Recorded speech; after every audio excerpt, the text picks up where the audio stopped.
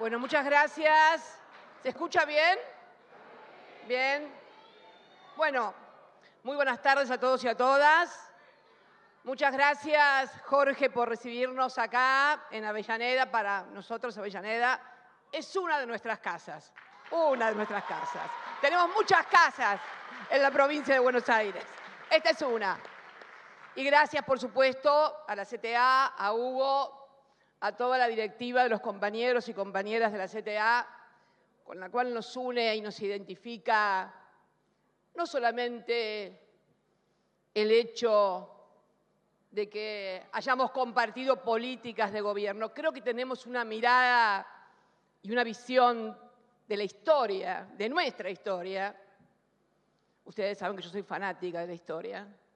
Ayuda un montón, no se animan cuánto, no se imaginan cuánto. Y bueno, y la verdad que este día, 20 de junio, que para nosotros es muy particular, ustedes saben que Manuel Belgrano es mi prócer preferido, y cuando veníamos charlando con los compañeros y las compañeras que querían desde hace tiempo que viniera a presidir un plenario, me pareció que el 20 de junio era un día muy especial. Y había propuesto yo un título que era Recordando a Belgrano, así empezaba, Recordando a Belgrano, Estado, Mercado y Precios, etcétera, etcétera. Y Hugo, con muy buen criterio, dijo, ¿recordando o no? Porque recuerdo es nostalgia, es pasado, es lo que fue, la vigencia de Belgrano.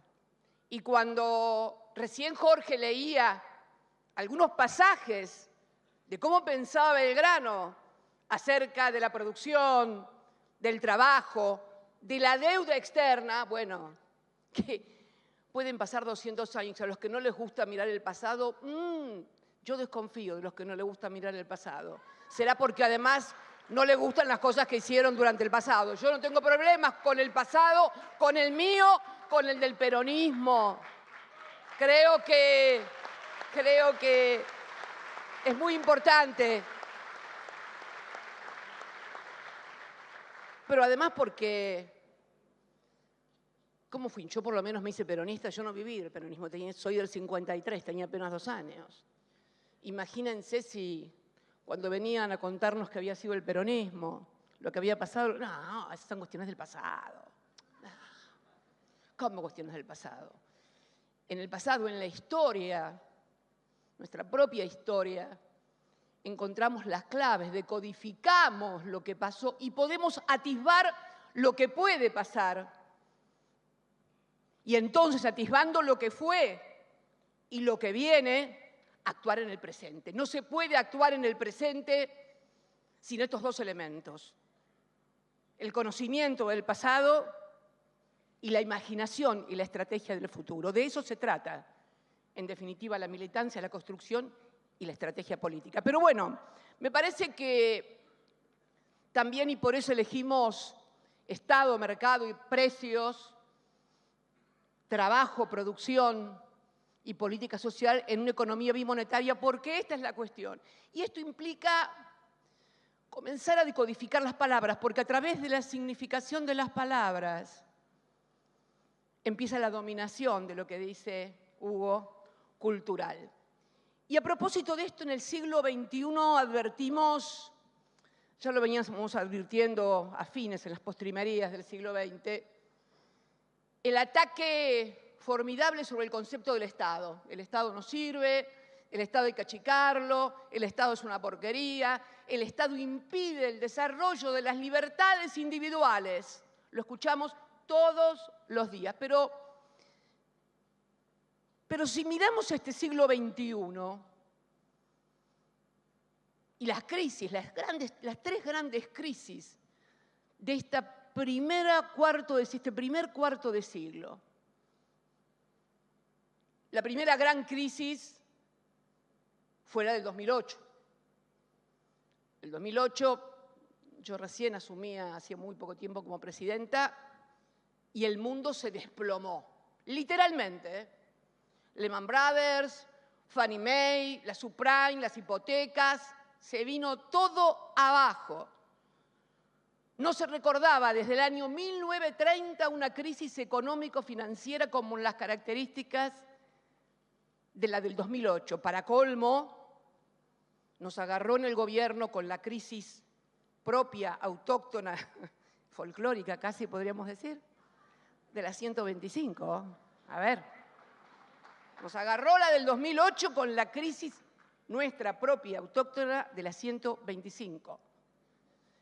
La coalición de gobierno partida, bueno, ya saben, no voy a entrar en nombres ni nada, inclusive compañeros y compañeras de nuestro propio bloque que se fueron a otro bloque y que después nos enfrentaron en las elecciones del 2009 y más tarde en las del 2013. Miren, ¿no? Todo, no importa, ya pasó. Si no me importa a mí, no sirven ustedes, che. A ver, si no me importa a mí, no sirven ustedes. Bien. No hay que ser más papistas que el Papa, nunca, nunca. No es que me sienta el Papa, por Dios, mañana la tapa de Clarín dice Cristina se identificó con el Papa. No, por favor. Pero bueno, siguiendo, el Estado. Esta primera crisis del 2008 del siglo no la provocó el Estado, no. Fue el mercado. Fue la banca estadounidense más grande, Lehman Brothers, fue Fannie Mae, los que hacían hipotecas, derivados, o sea, el sector privado financiero provocó la primera gran crisis global de este siglo, la del 2008. ¿Y qué hicieron? ¿Y qué hicimos los que estábamos con la responsabilidad de la conducción del Estado? Lula estaba en Brasil, me acuerdo que hablábamos con mucha frecuencia con Lula, porque necesitábamos que la gente siguiera consumiendo, que la recesión no nos atacara, porque la gente se retraía, dejaba de consumir, al dejar de consumir, por temor a ser despedidos, finalmente terminaban siendo despedidos, porque se paraba la rueda de la economía. No sé si ustedes se acuerdan, por ahí los millennials, no porque tenían 8 años o 9 por ahí, entonces no se van a acordar, pero yo parecía vendiendo en Olivos o en la Casa de Gobierno, aparecía vendiendo bicicletas, lavarropa, crédito barato. Parecía una mercachifle. Y todos hicimos esto porque necesitábamos que la economía, sobre todo nuestro mercado interno potente, 70% de la economía, la demanda agregada, no se nos cayera. Y se nos cayó un poco. Pero afortunadamente, porque había un Estado, no se notó. Pero este Estado no fue solamente acá. En todo el mundo el Estado salió a socorrer al sector privado. La Reserva Federal norteamericana, o sea, el Estado norteamericano, emitió 5 veces la base monetaria. 5 veces la base monetaria. Le dio la maquinita y el Banco Europeo, ni te cuento, 5 o 6, ¿no, Axel? 5 o 6 veces la base monetaria del euro. O sea, el Estado emitía no para darle a la gente, sino para darle a los bancos, al mercado, que estaba quebrado. ¿Escucharon ustedes algunos de estos brillantes economistas y consultores que nos dan clases todos los días desde la televisión, que no emitan, porque va a venir una inflación? No, nadie dijo nada, claro. Cuando es para ellos, está todo bien. La segunda crisis vino después, en el 2009, una H1H, ¿te acordás que tuvimos? Pero fue incipiente ahí. Ahí fue cuando Mansur vino de ministro de Salud, se fue la que estaba, que Dios mío. No voy a hacer comentarios, porque además no corresponde que los haga. Sería de muy mal gusto, y el mal gusto no es una cosa que me agrade ejercer. Resulta de que, bueno, llegó Mansur, que realmente fue un gran ministro, un gran sanitarista, y recondujo lo que era una crisis sanitaria que teníamos en ese momento. Pero bueno, el Estado en esta primera gran crisis, que además la crisis del 2008 todavía sigue sin superarse. No es que fue el 2008, el 2009 y todos, no. Todavía parte de alguno de los problemas que hoy tiene el mundo es por aquella crisis del 2008. Y después vino ya, durante el gobierno del Frente de Todos, la segunda gran crisis, la de la pandemia, que azotó el mundo. ¿Y qué pasó también ahí? Fue el Estado. Fue el Estado el que salió a hacerse cargo de todo. Y yo quiero que los argentinos y las argentinas, más allá de sus posicionamientos, más allá de la actitud de algún funcionario, no confundan nunca la actitud de algún funcionario con el Estado y lo que hizo ese Estado para enfrentar un fenómeno absolutamente desconocido, montando hospitales en tiempo récord, poniendo plata de los estados del mundo en los laboratorios para que investigaran y produjeran rápidamente una vacuna, más toda la ayuda social que puede haber sido el IFE, y que fue no solamente aquí, fue en todo el mundo. El Estado, nuevamente. Ahora, imaginemos estos que tienen esa especial atracción para criticar y decir que el Estado no sirve para nada. ¿Qué hubiera sido sin Estado en el 2008 y sin Estado en la pandemia, encerrados, sin vacunas, sin todo? Esto es entonces lo que tenemos que pensar. ¿El Estado entonces es necesario? ¿Es innecesario? No, no, el Estado es imprescindible, sin lugar a dudas. Es imprescindible. La reducción al mínimo del Estado es solamente un ejercicio que sirve para quedar bien de ocasión en un discurso, en un canal de televisión o en una radio. Total, cualquiera puede decir cualquier cosa que da lo mismo. Y bien, el mercado entonces, el capitalismo, lo que podemos denominar, ustedes saben que yo he charlado ya en otras oportunidades, creo que lo hice en el marco del encuentro de parlamentarios en el CCK y también en el Chaco. En el Chaco creo que sostuve el tema del capitalismo totalmente ya independizado de cualquier ideología como un modo, el más eficiente tal vez, de producción de bienes y servicios a escala global. Pero yo creo que también ese capitalismo debe hacerse cargo de algo, porque cuando en el 89 cae el muro de Berlín, Hugo, Jorge, el muro, como yo digo, se cayó para los dos lados. Se cayó para el lado de un modo de vida, un sistema político que la gente ya no quería vivir más, claramente. Yo digo muchas veces que el arte reproduce las cosas con mayor eficiencia y claridad, ¿no? Hay dos películas que para mí son centrales. Goodbye Lenin, si la vieron, y La vida de los otros. Porque son dos aspectos del mismo drama.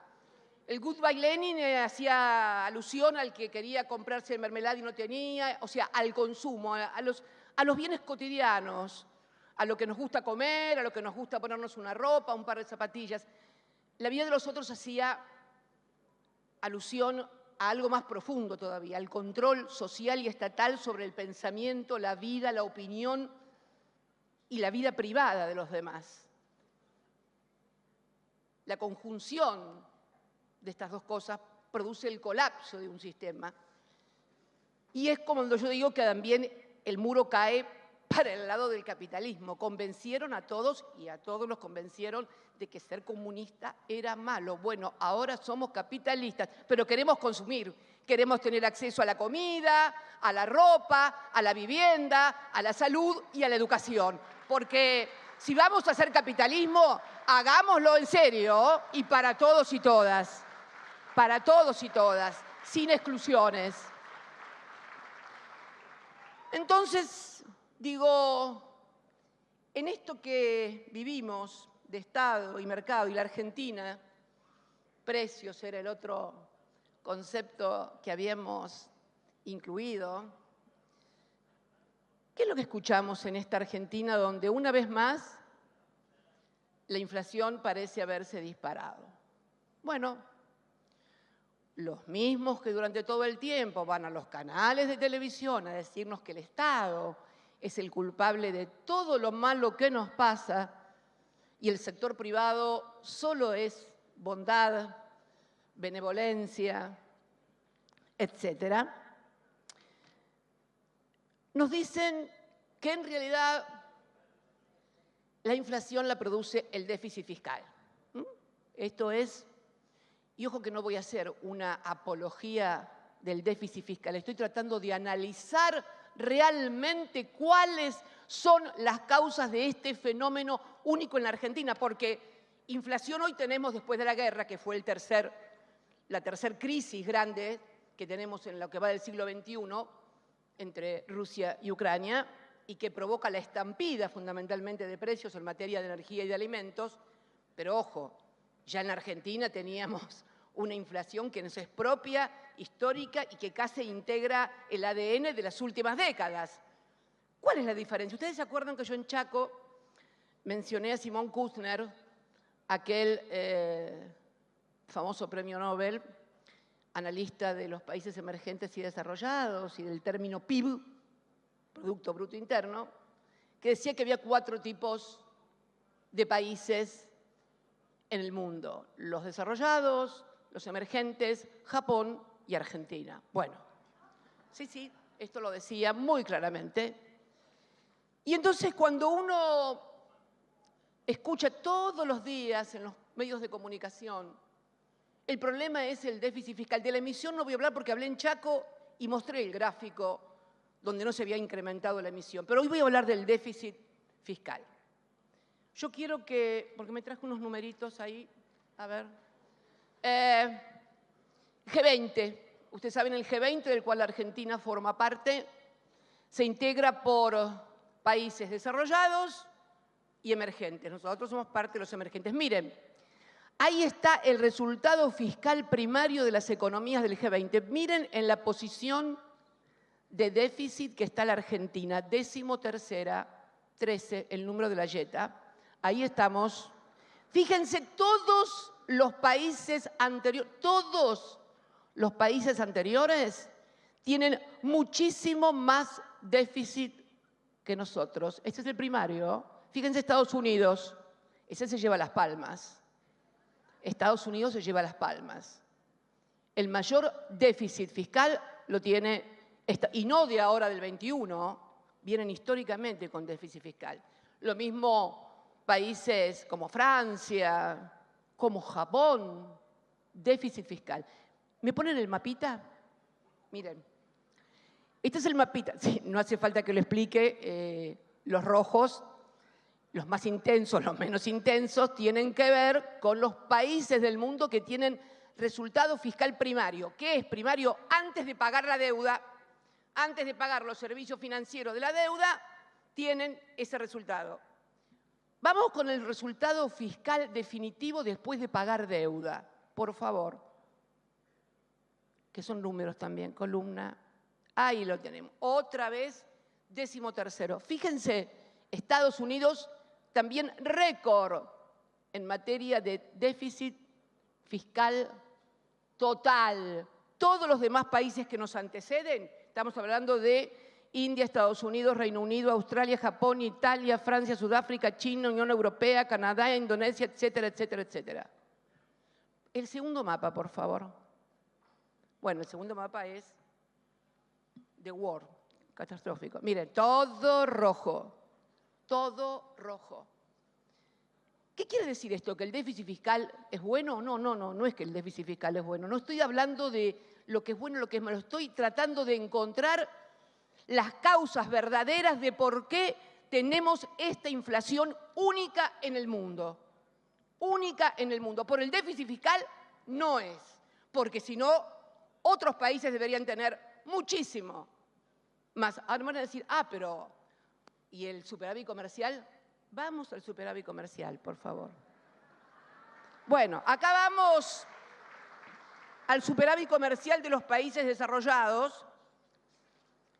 Y el superávit comercial de los países desarrollados, el déficit más grande, por supuesto, lo tiene Estados Unidos, que tiene de déficit comercial, o sea, entre lo que exporta y lo que importa, miren, 1.070.000.000, billón, con B, 1.079.000 millones de dólares de déficit comercial. Lo mismo, bueno, y así pasamos al segundo, que son los emergentes, ahí estamos nosotros. Ahora estamos con superávit, fíjense. Y el primero, por supuesto, cómodo, China, entre los emergentes. Hay más emergentes con superávit comercial que de los desarrollados. China, cómodamente, con 692.000 millones de dólares de superávit comercial. Pero, Cristina, ¿cómo puede ser entonces si Estados Unidos es el país que tiene más déficit primario, más déficit final, más déficit comercial? Ah, bueno, pero tiene la maquinita que imprime los dólares. Y además, para ayudarlo, tiene unos cuantos portaaviones. Entonces, mis queridos amigos y compañeras, el déficit, que es un concepto económico, no matemático, no necesariamente es el causante de los desmadres económicos y de la superinflación. Bueno, ustedes me dirán, los liberales también, ahora que están de moda los libertarios, habrán escuchado hablar de la oferta y la demanda. Otra de las causas también, aparentemente, de la terrible inflación. Estaríamos violando los argentinos un principio liberal que es el de la oferta y la demanda. ¿Cuál es? Bueno, si la gente tiene mucha plata en la mano y entonces quiere comprar mucho, la oferta, o sea, la producción, no alcanza a producir todos los bienes y entonces, ante esa escasez, ante esa tensión que demandan cosas y yo no tengo tiempo de producirlas, ¡pum!, se viene la inflación. O sea, cortar los sueldos para que tengan poca plata, para que no puedan comprar mucho y entonces no haya inflación. Este sería la creación de sentido común en cada uno de los argentinos y las argentinas.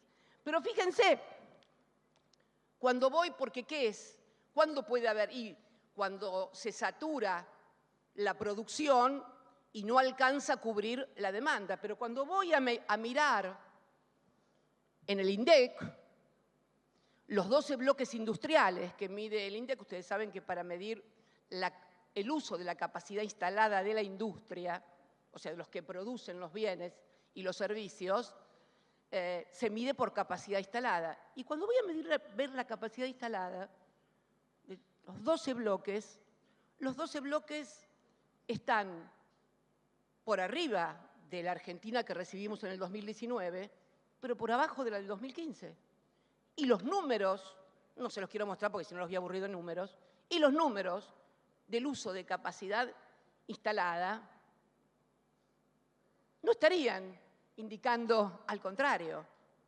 Al contrario, son menores a lo del 2015. Bien, donde además la capacidad de los trabajadores para comprar era más, porque en el 2015 los trabajadores tenían el 51% del PBI y el capital remuneraba al 49%. Ahora se invirtió. Ahora el capital remunera al 58%, los trabajadores al 42%, algunos dicen que hemos perforado en algunas partes el piso del 40%, con lo cual tenemos capacidad instalada ociosa para seguir produciendo y al mismo tiempo no tenemos grandes salarios para gastar. Quiere decir que la oferta y la demanda tampoco sería el problema. Bien, de curiosa nada más, dije, bueno, pero no es esto, no es lo otro, ¿qué será, Cristina? Y me puse a mirar la EBITDA de algunas empresas. ¿Qué es el EBITDA de algunas empresas? Es el cálculo de ganancias de las empresas antes de que las empresas paguen los impuestos que tienen que pagar por lo que ganaron. No voy a dar el nombre de empresas, pero voy a dar ejemplos nada más, porque queda feo. y después se enojan, empiezan, que dijo esto, que no lo quiere aquel, que no le quiere aquella. Yo no quiero... A ver, yo quiero a mis compañeros, a mis compañeras, quiero a mis hijos, pero esto no es un problema de amores y odios, es un problema de plata. Y cuando hay plata, el amor te lo dejo para otro momento. Bien. Y bueno, cuando voy a mirar, por ejemplo, el Edvita, o sea, las ganancias de una de las empresas alimenticias más importantes del país, no voy a dar más datos porque si no se van a dar cuenta, averigüen si quieren, la variación entre el 19 y el 21 fue un crecimiento del 412,6%. Repito, 412,6%. Edvita, ganancia antes de pagar impuestos. Y voy a hacer otra empresa también de insumos difundidos, porque ahí tenemos los dos grandes problemas, alimentos, después voy a hablar de los textiles, como cuello de botella, y alimentos y insumos difundidos. Bueno, en insumos difundidos, una de las más importantes, si no la más, le doy un poquito más de pistas, tibio. Un importante de insumos, muy importante. Muy importante. Entre el 19 y el 21, 224,3% de Edvita. Ya sé lo que estarán diciendo algunos empresarios que me están mirando. Claro, pero eso es antes de pagar impuestos. Mira qué bien. Porque ahora viene la tercera gran excusa que escuchamos en los medios de comunicación. La presión tributaria, los impuestos que pagamos, qué desastre, que esto y que el otro, que no podemos. Bien, veamos. Yo les decía que la Argentina es ese país que Simón Kuznets establecía como una economía especial. Impuestos y la presión tributaria. Francia debe ser el país de mayor presión tributaria con un 47%, le sigue Dinamarca, creo que después Bélgica, pero la Argentina está lejísimos de eso, absolutamente lejos. No, porque ahí empiezan a sumar el permiso para conducir el auto, el permiso para lavar el perro de la municipalidad, y te van sumando cosas y te dicen, no hay. Pero ¿qué otro lugar tiene Argentina importante en materia tributaria? En el ranking de países evasores, de países donde la evasión es muy importante, Argentina ocupa el tercer puesto en materia de evasión. En nuestro país, la recaudación representa el 28 del PBI, cuando debería representar el 45 del PBI. Después vamos a hablar de eso. 45 del PBI, pero somos el tercer país. El primero es Guyana, escúchenlo, Guyana y Chad. El segundo podio está ocupado por Malta, que no es una cerveza, ni una marca, ni nada. Es un lugar donde parece ser que hay muy buenos negocios porque grandes destinos de exportación de la soja van ahí a Malta. Vaya a saber uno por qué. En fin. Malta. Y el tercero, Argentina, tercer país evasor en el mundo.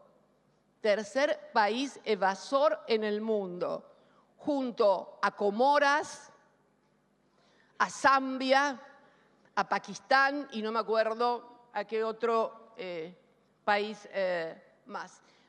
Pero junto a este podio de tercer país evasor tenemos otro podio. En los países con formación de activos en el exterior también somos terceros. Miren qué casualidad.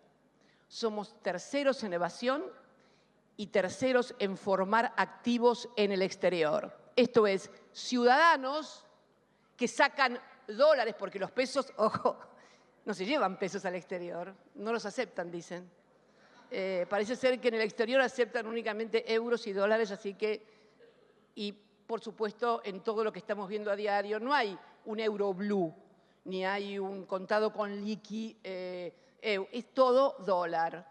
Y vamos aproximándonos al gran y verdadero problema de la Argentina, que es la economía bimonetaria. Vamos aproximándonos al verdadero y real problema de la Argentina.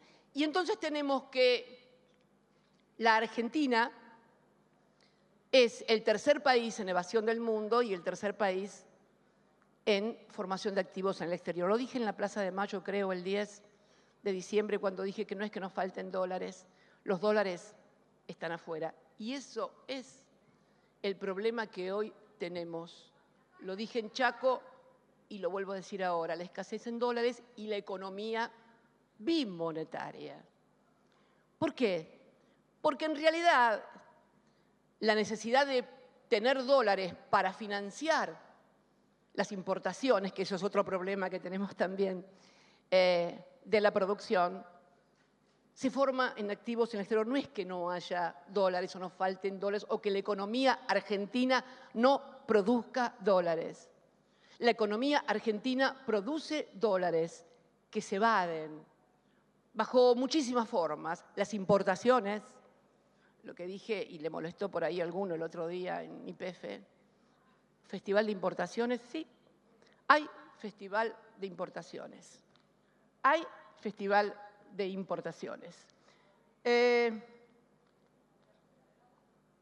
Hay Festival de Importaciones y creo que debemos pensar, el gobierno debe pensar, cómo articular más adecuadamente Banco Central, Ministerio de la Producción, que es el que administra el comercio exterior, porque el Ministerio de la Producción es el que autoriza las importaciones. AFIP en la aduana, porque es la que fija los precios de referencia y controla que no haya subfacturación en el caso de las exportaciones o sobrefacturación en el caso de las importaciones. Y el Banco Central, obviamente. Esto tiene que ser articulado, lo cual no estaría sucediendo. ¿Y por qué no estaría sucediendo? Bueno, porque hay un festival de importaciones desde hace tiempo, donde no quiero equivocarme en los números, así que voy a leer algunos datos nada más. Para que ustedes tengan una idea, en la Argentina 600 empresas explican el 75% de las exportaciones. Y el otro 25%, perdón, de las importaciones. Y el otro 25% de las importaciones lo explican 24.000 empresas. Quiere decir que no es tan difícil controlar esto y además se deben dar estrategias. Esto es lo que yo decía el otro día, entre otras cosas, en YPF, cuando decía que haber dado 202 millones de dólares a una empresa como Techini, eso lo voy a decir públicamente porque ya todos saben que Techini es la que tiene que hacer los caños, que los hacen acá en Avellaneda, en SIAT. Vos trabajabas en SIAT y te echaron. Seguramente hiciste algo malo. ¿Qué hacías? En la época estatal. No lo echó Pablo Roca, por favor, lo echó el Estado. Peleando contra la privatización. Bueno, acá estaba el hombre peleando con la privatización, no le fue nada bien, evidentemente. Y bueno, se privatizó SIAT. ¿Qué decía yo? Si vos tenés una empresa multinacional de la magnitud de Techin, si aparte tenés la posibilidad de hablar con sus directivos y demás, pedirle que los 200 millones de dólares que le tienen que pagar a su subsidiaria en Usiminas, Minas Gerais, Brasil, la financien ellos. O pidan un crédito en el BNDES de Brasil, que lo van a conseguir, y entonces no tengo que darle 200 millones de dólares a 127 pesos el dólar para que me importen. Estas cosas son también usar la lapicera. Estas cosas son usar la lapicera. No hace falta pelearse. No hace falta pelearse. No hace falta pelearse ni agarrarse de los pelos. No, no, no, no. Lo hacíamos. No voy a nombrar tampoco, pero hay un importantísimo empresario argentino dedicado a los artefactos. Bueno, a ver cómo lo puedo decir para que no se den cuenta. Ay, bueno, es muy importante. Tienen Tierra del Fuego, vamos a decirlo así. En Tierra del Fuego que hay que importar para producir las cosas que se producen en Tierra del Fuego. ¿Qué hicimos durante nuestra gestión? Porque la balanza le daba negativa. ¿Por qué? Porque teníamos que gastar más, teníamos que dar más dólares que lo... ¿Qué hicimos? Amablemente le sugerimos que encontrara una actividad que me equilibrara la balanza, hace algo para exportar y así al mismo tiempo me equilibrar. Lo que vos hacías con los que les dijiste acá las movilizaciones, bueno, yo no le hice movilizaciones, le dije, escúchame, equilibrá, exportame algo y que me equilibre los dólares que me costase ingresar con los... ¿Y qué hizo? Compró barcos, se dedicó a la pesca y durante los 4 años del que te dije le fue mejor con la pesca que con lo que hacía en Tierra del Fuego. A ver, puedo dar otros ejemplos. Puedo dar otros ejemplos. Uno de la miel, que es un importante productor de miel, tal vez uno de los más importantes de la Argentina hoy, no producía miel. Producía grúas. También, otra vez, dale con la chancha al maizal, como dice mi abuela. Teníamos que pagar importaciones, que se buscara una actividad que me equilibrara. Y bueno, le sugirieron la miel. Y me acuerdo que nos acompañó aquella delegación en Angola, que tanto se rieron todos, pero vieron el otro día una importante empresa argentina abrió una fábrica de galletitas en Angola. Y me acuerdo que tuvo que pedir miel prestada porque no tenía para ir a vender a la feria de Angola. Finalmente, hoy, además de otras actividades que comenzó a hacer, la miel es una de sus actividades. Esto es tener funcionarios y funcionarias que funcionen, que se sienten a discutir, que se sienten a discutirles. No hay que agacharles la cabeza.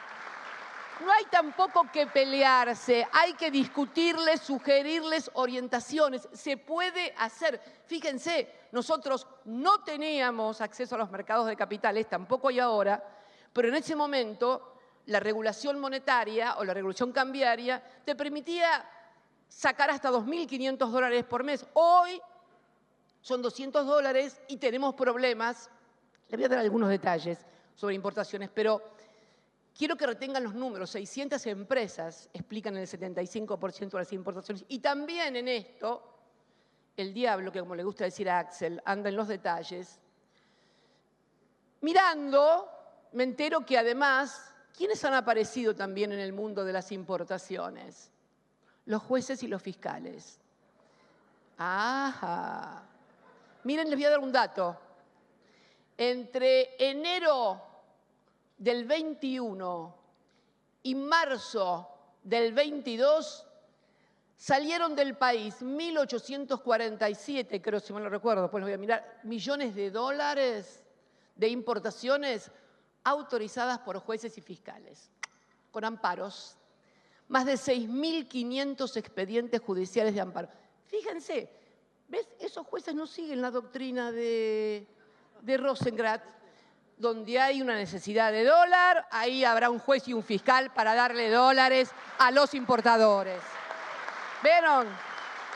¿Vieron? El tema es si las necesidades son del pueblo, no hay derecho, no hay justicia, no hay fiscal y no hay jueces. Si la necesidad es de los poderosos, hay jueces, fiscales, defensores, lo que haya. Esto es hoy el partido judicial. Y fíjense que no digo más, porque no hay poder judicial en la Argentina. Hay partido judicial que ha tomado partido decididamente, no solamente en la economía, porque además también son los que tienen la cautelar. Hoy estábamos mirando ahí con Axel el otro día lo que gasta una familia tipo en luz y en gas, y lo que gasta hoy en Internet y en celular, que por supuesto ponen los precios que quieren porque pusieron una cautelar en la justicia contra el decreto, el 690 del Poder Ejecutivo, que establecía que es un servicio público. Hoy Internet es un servicio público. Bueno, obtuvieron una cautelar y bueno, minga, te ponen el precio que vos quieras. Entonces, ¿cómo puede ser posible? Miren, en el 2021 las importaciones pasaron a pagarse prácticamente en su totalidad al contado, cuando en los años anteriores se financiaba en partes. Se incrementaron exponencialmente las importaciones. Por eso, miren, cuando en La Plata, yo no sé si ustedes se acuerdan, pero en La Plata, allá por el 20 de diciembre, si mal no recuerdo, del 2020, 20 de diciembre del 2020, dije en un acto donde, me acuerdo que habló Axel, Máximo, estaba más habló, Sergio habló antes que yo, y anunció que en el año 2021 iba a haber un crecimiento de la economía. Y sí, claro que iba a haber un crecimiento de la economía. ¿Se acuerdan lo que yo dije cuando me tocó hacer uso de la palabra? Que ese crecimiento no se lo lleven 3 o 4 vivos, que había que alinear precios, sobre todo de los alimentos, salarios, jubilaciones, tarifas, y luego hizo una alusión a los funcionarios. Que aquellos porque es cierto, medidas cautelares, los jueces te persiguen, te procesan si le decís que no, etcétera, etcétera. Dije que aquellos que tenían miedo a firmar, a tomar decisiones, a hacer conocer a la sociedad lo que pasa, que bueno, que podían buscarse otro trabajo. Porque no es obligatorio ser ni legislador, ni legisladora, ni ministro, ni ministra.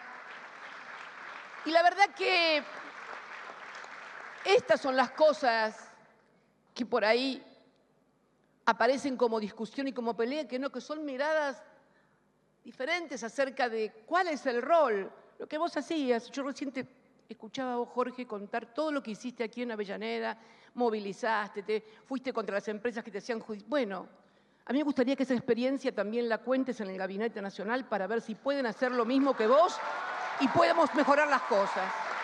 Porque la verdad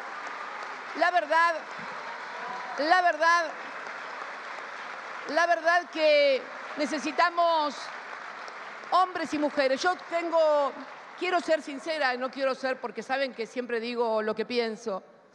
Yo espero que, bueno, la presencia ahora de Daniel Scioli en el Ministerio de la Producción, del funcionario que han puesto en aduana, la verdad que tengo expectativas de que puedan reencauzar y reenderezar las cosas.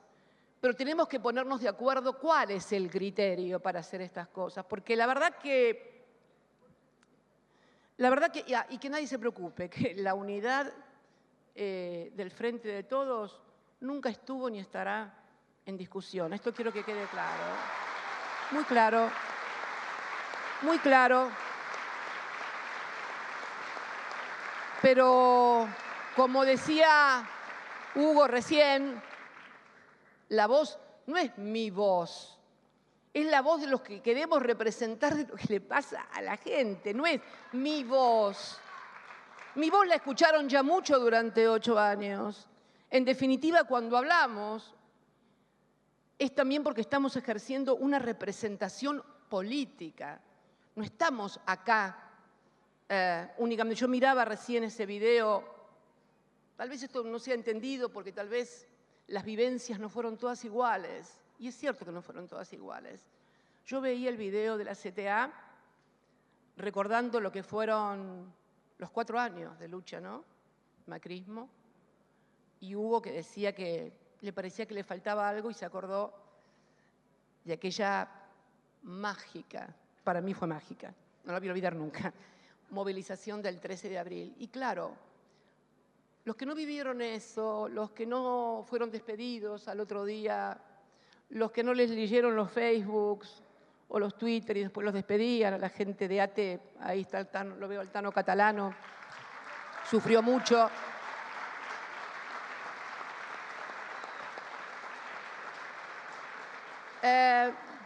Es muy posible que entonces no se tengan las mismas vivencias. Pero bueno, creo que todos tenemos que hacer el esfuerzo, pero no el esfuerzo de quedar bien entre nosotros. A mí no me interesa quedar bien con ningún funcionario, me importa un pito. A mí me importa quedar bien con la sociedad, con los argentinos, con los que confiaron en nosotros, con los que nos votaron. Con esos me interesa quedar bien. Y a eso no voy a renunciar, pero es fundamental que entendamos que el gran problema que hoy tiene la Argentina, la inflación, es producto de lo que decía yo, la evasión. ¿Por qué? Porque a todo proceso de evasión, primero estuvo un proceso de endeudamiento, porque si yo tengo dólares en el exterior, acá los dólares no se fabrican. Quiere decir que para que yo pueda sacar dólares de la Argentina, tengo primero que ingresar los dólares, porque si no, es imposible. Este proceso ultrainflacionario que estamos viviendo hoy en la Argentina es el producto del endeudamiento criminal de los 4 años del macrismo. Esto tenemos que tenerlo muy claro, muy claro, muy claro. Por eso ahora intentan decir que es el déficit fiscal o es la oferta y la demanda, y además que los empresarios no tienen nada que ver. ¿Tiene sentido común, compañeros, compañeras, compatriotas? ¿Tiene sentido común que empresas, por ejemplo, 2 empresas controlan el 70% del mercado o más del cemento? Una sola, lo de aceros planos, otra sola, la de aceros verticales. Entre 2 o 3 alimenticias, el 80% de todo. Y así puedo seguir sucesivamente. ¿Es sensato? ¿Es de sentido común decir que esas empresas con esas rentabilidades y ese poder no tienen nada que ver en la formación de los precios? No digo que sean la única causa en la formación de precios o en la inflación, pero a ver, si controlo el 75% del cemento, si soy la única que vende chapas planas para la metalmecánica, para el electrodoméstico, para la industria, para la construcción, ¿cómo que no tengo, y tengo rentabilidad, cómo que no tengo nada que ver con el crecimiento de los precios? ¿Es razonable? ¿Hay que ser economista para entender esto? ¿O es de sentido común? Y no estoy diciendo que sean la única causa, pero son los que tienen que estar síos, pero miran para otro lado. Como el perro que volteó la olla, como que no tuvo nada que ver. ¿Cómo que no tenés nada que ver? Pero además, nadie se hace cargo que durante 4 años, en la Argentina entre el 16 y el 19, se aplicaron todas y cada una de las políticas que querían el sector privado. Miren, nos decían que si se eliminaban los derechos de exportación, comúnmente conocidos como retenciones, iban a producir más y todo iba a estar más barato. Bien, los derechos de exportación se eliminaron, pero no sirvió para nada, porque no solamente desfinanciaron al Estado, sino que las cosas no bajaron. Nos dijeron que si nos convertíamos en lugar de mercado fronterizo, en mercado emergente, y abríamos la cuenta de capital, la cuenta que regula capital, y dejábamos entrar libremente el capital, no como en nuestra época que teníamos regulaciones y restricciones, que tenía que estar estacionado durante un tiempo el capital para que no vinieran a especular, nos dijeron que claro que entraron los dólares.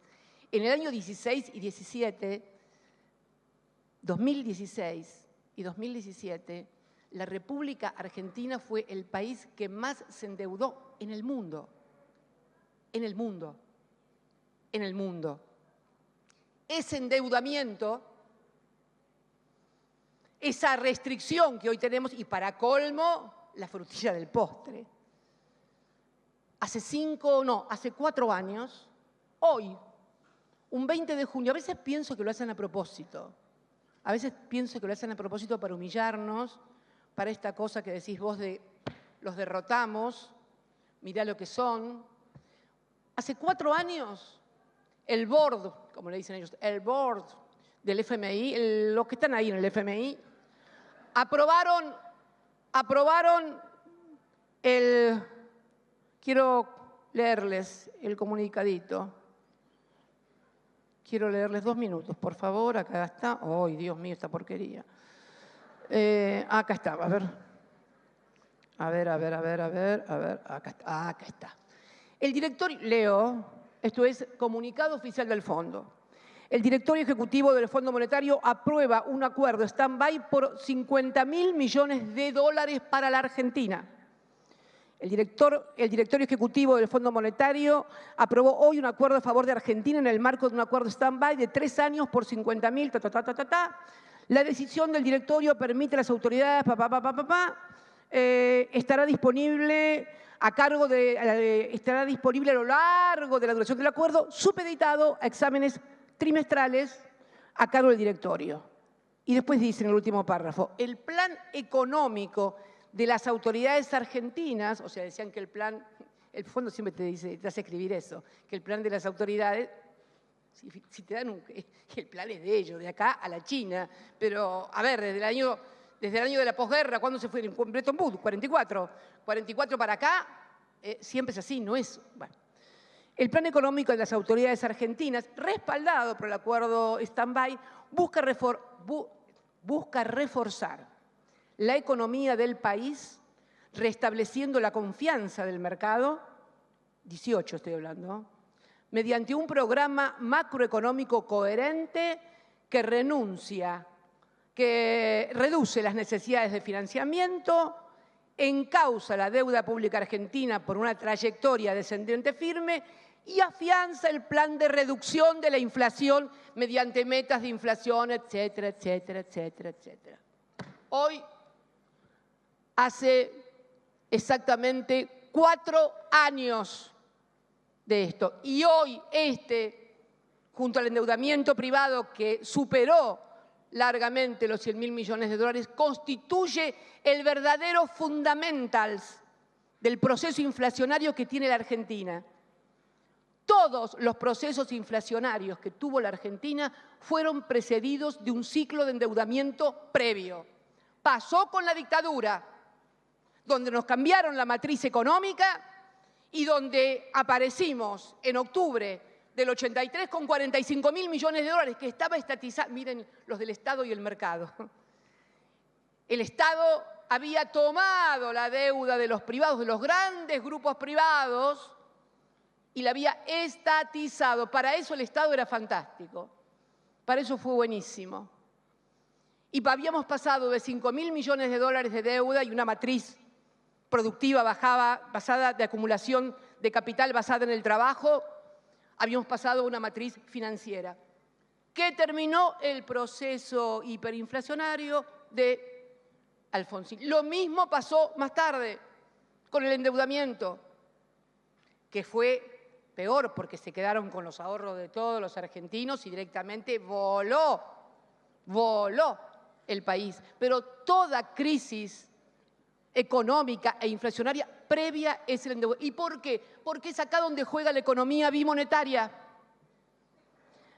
Cuando se acaban los dólares o cuando el mercado atisba que no va a haber dólares, comienza la carrera por la devaluación y apretar. Entonces, por eso comienza la brecha entre los dólares financieros, el famoso dólar blue, que hoy hacen pingües negocios, entre ellos con las importaciones. El otro día escuchaba a un economista fundamentar todas las maniobras especulatorias, defraudatorias en materia de importaciones por la brecha.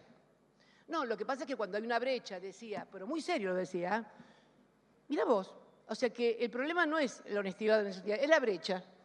O sea, como la brecha es muy grande, la gente tiende a ¿qué? A cometer delitos, a sobrefacturar importaciones, a generar importaciones que no existen, en fin.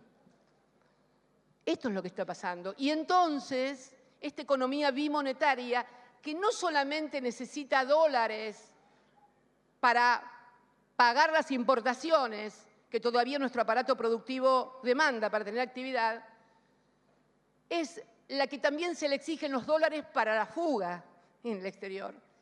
Y son los dólares también para el atesoramiento, porque además hasta, salvo las transacciones domésticas, hasta para comprar una casa, un departamento, te piden dólares. Esta es la economía y este es el drama. Entonces, cada vez que el país se endeuda en dólares, la economía bimonetaria hace saltar al país por los aires. Pero lo tienen que entender todos los argentinos. Fueron los 4 años de endeudamiento brutal y duro los que nos han traído hasta acá, más allá de las diferencias que yo tengo con la gestión en el día a día para abordar esto y fundamentalmente para hablar con la sociedad y contarle estas cosas, porque la gente tiene demasiados problemas. Y muchas veces también los cantos de sirena. Fíjense, entonces miren, yo venía para acá y digo, pero la pucha, yo me imagino a la mayoría de la gente no es ni militante, ni está identificada con Juan Pedro José. Digo, a ver, los que provocaron la deuda, los que endeudaron, los que nos trajeron hasta acá de vuelta con el Fondo Monetario, Néstor lo había sacado del país. Lo había sacado del país. Los que nos trajeron hasta acá, ahora dicen que nos van a dar las soluciones. Para colmo ahora apareció uno que también dice que el mejor ministro de la historia fue Cavallo, así que te imaginas la gente, digo, que estamos para el suicidio colectivo, onda Guyana, onda Jim Jones. Esta es la verdad. Entonces digo, tenemos que hacer un esfuerzo para debatir, como decía Hugo, estas cosas, para entender cómo debe articular el Estado en sus distintas, y también porque leyes que se necesitan, porque por eso hay una ley en el Congreso que se impulsó en el Senado y que ahora está en diputados, de crear el fondo para el fondo. Esto apunta fundamentalmente a los que habían fugado,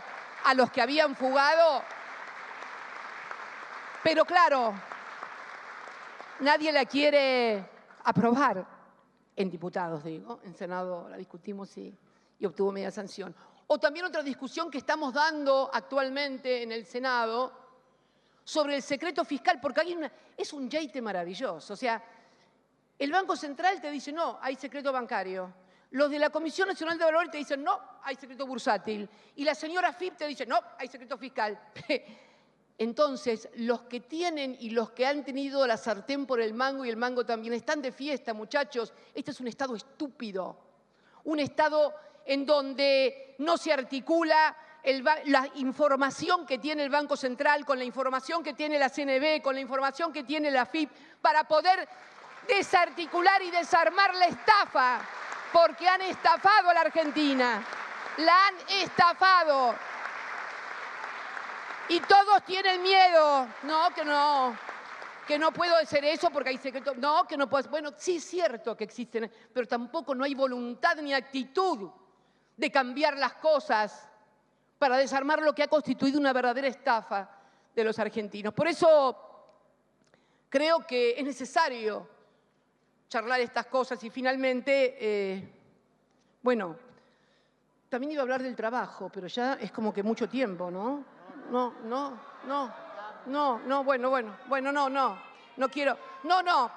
Quiero porque también tener que decodificar esto del déficit fiscal. La semana pasada yo me fui al sur, bueno, estaba el viernes en el sur, que hubo una gran marcha de piquetes en la ciudad. Yo estoy segura que si va un periodista entrevistando a la gente por la calle y le dicen, dígame, ¿quién trajo a los piqueteros o a los que tienen planes sociales? Le dicen, pero una contra mí, los peronistas. Sí, son hijos de las políticas populistas. Los piqueteros, los planeros, son hijos de... No, equivocación. Los piqueteros, por lo menos en la República Argentina, son hijos de las políticas neoliberales de los años 90. No.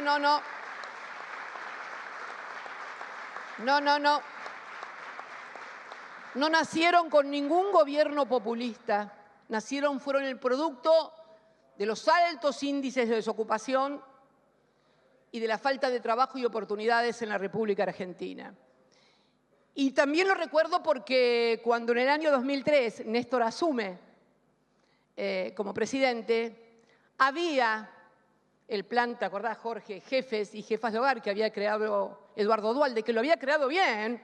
Ojo, no estoy criticando la creación porque en ese momento se había caído el país, había estallado en 1000 pedazos, índices de desocupación volaban por los aires, la gente, en fin, había 2.200.000 planes jefes y jefas de hogar. Lo recuerdo como si fuera hoy, lo escribí en el libro, sinceramente, y además lo tenía Carlitos Tomada, ministro de Trabajo, y sí, gran ministro de Trabajo, extraordinario ministro de Trabajo, sí. Lo tenía Carlitos Tomada y se lo pasó en Desarrollo Social a Alicia Kirchner.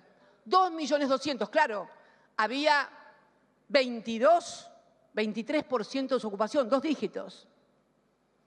Cuando terminó la gestión, en el Ministerio de Desarrollo Social quedaban algo así como el 10% de aquellos planes, 220.000 planes. Me acuerdo también muy bien porque una de las últimas inauguraciones que hice fue en la ESMA y ahí trabajaron las mujeres del plan Ellas Hacen y de Argentina Trabaja, que habían hecho trabajos de plomería, de albañilería. Y yo quiero ser absolutamente sincera. Hoy tenemos 7% de desocupación. Estamos solamente a 1,1 de alcanzar el 5,9 que teníamos allá por el 2015. Pero tenemos 1.300.000 planes. Hay algo que va a haber que revisar, porque con esa desocupación del 7%, deberíamos tener menos planes sociales. Y ojo que no estoy poniéndome en el lugar de los que andan contando cuánta plata le dan a los pobres. Puedo pararme frente a cualquier argentino para decirle que fuimos nosotros los que creamos la asignación universal por hijo. Así que me acuerdo expresiones tales como se van por la canaleta de la droga o de las mujeres que se embarazaban para cobrar la asignación universal por hijo. Las cosas que hemos tenido que escuchar. Pero digo que el Estado Nacional debe recuperar el control, la auditoría y la aplicación de las políticas sociales que no pueden seguir tercerizadas. No pueden seguir tercerizadas. No pueden seguir tercerizadas. Creo que además, ojo, sé que hay cooperativas que laburan, que producen, que hacen cosas, porque las vi también trabajar en la época que Alicia era ministro de Desarrollo Social. Pero es el Estado el que debe tener, así como el Estado tiene el monopolio de la fuerza, o se le ocurre a alguien que podemos tercerizar la policía, no, el Estado debe recuperar ese rol y transparentar frente a la opinión pública todo esto, porque a mí no me gusta que me quieran convencer que eso es peronismo. Eso no es peronismo. El peronismo es laburo, trabajo. El peronismo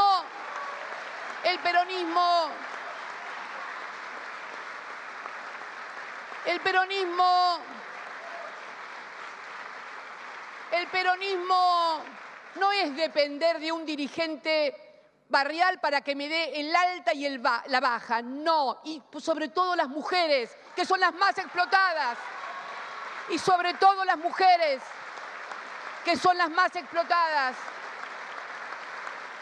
Son las que revuelven, las mujeres son las que más las basurean en prácticas misóginas y machistas, son las que revuelven las ollas en los merenderos, son las que cuidan a los pibes y son las que siempre tienen que ir a laburar. Los tipos rara vez laburan, las que van a laburar son siempre las mujeres. Es así, es así. Y ustedes saben que es así.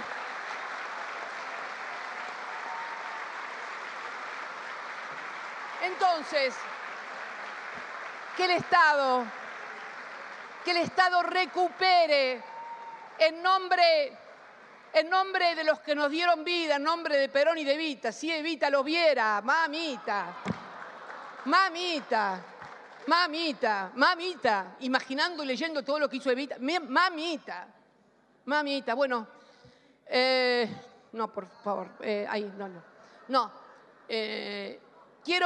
quiero extenderme mucho, ya son las casi 6:30, muy largo, no, nada, simplemente decirles, porque me gustó mucho lo que dijiste vos, Hugo, el tema de la relación de fuerzas, ¿no?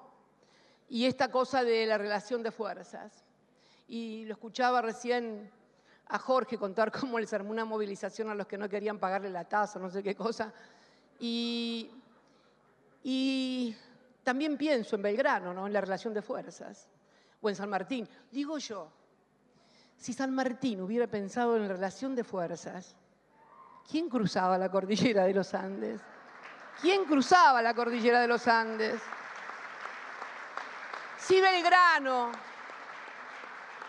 Belgrano hubiera pensado en la relación de fuerzas, ¿qué hubiera hecho en el éxodo jujeño? ¿Cómo hubiera...? Bueno, ustedes ya saben lo que hizo en el éxodo jujeño. No lo voy a contar lo que hizo en el éxodo jujeño porque si no van a decir mañana que quiero hacer cosas feas. No, bajo ningún punto de vista. Pero el ejemplo de esos hombres, de esas mujeres, de la Juana Zurduy, relación de fuerzas, colgando con los críos en el campo de batalla. Este país existe porque hubo hombres y mujeres que no pensaron en la relación de fuerzas cuando tuvieron que tomar las decisiones y las acciones que había que hacer. Por eso existimos. Y el peronismo también. Entonces, mis queridos amigos y compañeras, en un mundo de tantas dificultades, tan complejo, tan cambiante, pero al mismo tiempo tanto que se repite, ¿no? Porque uno puede repetir la historia siempre. Creo que debemos apelar a nuestras mejores ideas, a nuestras mejores convicciones, a nuestras mejores acciones, como aquella que también, y para terminar, hace 5 años tuvimos acá, en Avellaneda también, con Jorge, cuando fundamos Unidad Ciudadana y cuando, como lo recuerda Hugo, fue ese 13 de abril donde por primera vez hablé de Unidad Ciudadana. Tampoco me asignes que había pensado en el nombre con tanta anterioridad. No.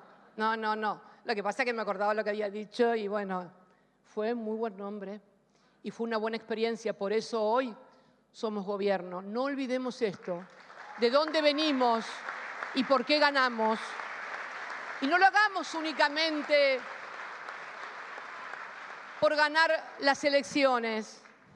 Ganar las elecciones para no cambiar nada, mejor quedarse en la casa. Así que yo lo que creo, sinceramente, es que debemos apelar a lo mejor nuestro, confiar en nuestras fuerzas, en nuestras ideas y, sobre todo, hablar mucho con la gente, hablar mucho, explicar, porque además cuando uno habla con la gente escucha también la contrapartida, lo que le dice el otro y puede seguramente construir una idea, una sociedad y un país mejor. Muchas gracias a todos y a todas.